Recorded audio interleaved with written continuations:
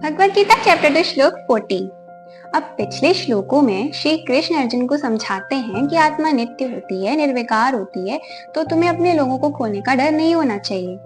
पर इन बातों को सुनकर कोई भी मन में ये सवाल कर सकता है कि जो भी हमने अपना लव वंस खोया, अपने प्रिय को खोया, उसका दुख तो इससे कम नहीं हो जाता ना, ये जानने से। तो उसी का जवाब यहाँ पर श्री कृष्ण देते हैं कि हे कुरुवंशी, ये जो सुख और दुख होते हैं ये इंद्रियों और उनके विषयों के संयोग से उत्पन्न होते हैं। यानी कि आपने कुछ चाहा और आपको मिला तो सुख, जो ना मिला तो दुख। और ये जो सुख दुख होते हैं ये सर्दी और गर्मी के ऋतुओं के समान होते हैं। यानी कि हम देखते हैं कि हर साल वही सर्दी आती है, वही गर्मियाँ आती हैं और ये चेंज होता रहता है। ऐसा नहीं है कि किसी साल सर्दी पड़ी तो सर्दी ही पड़ती रही और गर्मी पड़ी तो गर्मी ही पड़ती रही। सर्दियाँ भी होती हैं, गर्मियाँ भी होती हैं और ऋतुएं भी होती हैं। यानी कि कुछ भी परमानेंट नहीं, टेम्परेरी है सब। तो यही यहाँ पे श्री कृष्ण कहना चाहते हैं कि सुख दुख होते विनाशशील होते हैं, अनित्य होते हैं, हमेशा नहीं रहते हैं, और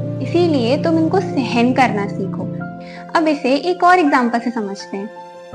कोई एक सिक्का है, उसमें अगर हेड है तो ऑब्वियस सी बात है कि उसके पीछे टेल होगा, और अगर टेल है तो ऑब्वियस सी बात है उसके पीछे हेड होगा। वैसे ही अगर आपकी जिंदगी में सुख होता है तो ये सामान्य सी बात है, आपको ये याद रखना चाहिए, उस टाइम पे खुद को याद दिलाना चाहिए कि अगर आपके पास सुख है तो इसके पीछे यानी कि आने वाले समय में दुख भी आ सकता है। और अगर आपको कोई दुख है तो आज आप ये सोच सकते हो कि अगर आज मैं दुखी हूँ तो मेरे लिए आने वाले समय में सुख भी हो सकता है। जब मैं छोटी थी ना, तो जब मुझे कोई डांट देता था या मुझसे कोई कुछ कह देता था तो मुझे इतना बुरा लगता था कि मैं बहुत ज्यादा दुखी हो जाती थी, रोने लगती थी। और जब कोई मेरी तारीफ कर देता था तो मानो मैं आसमान में उड़ने लगती थी। तो ये जो दोनों केसेस हैं ये एक्सट्रीम केसेस हैं, और कोई भी स्थिति अगर एक्सट्रीम में हो जाती है, अति सर्वत्र वर्जते, तो अगर कोई भी चीज एक्सट्रीम में होती है तो वो आपके लिए ही नुकसानदायक होती है, चाहे वो खुशी हो या दुख।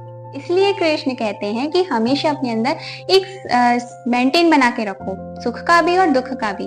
ठीक है, मैं आज अच्छा हो रहा है तुम्हारे साथ, पर इसका मतलब ये नहीं है कि तुम अपने आसपास के लोगों को भूल जाओ। हमेशा याद रखना, अगर आज सुख है तो कल दुख हो सकता है, और आज दुख है तो कल सुख भी हो सकता है। तो ये था आज का श्लोक। मिलते हैं अगले श्लोक।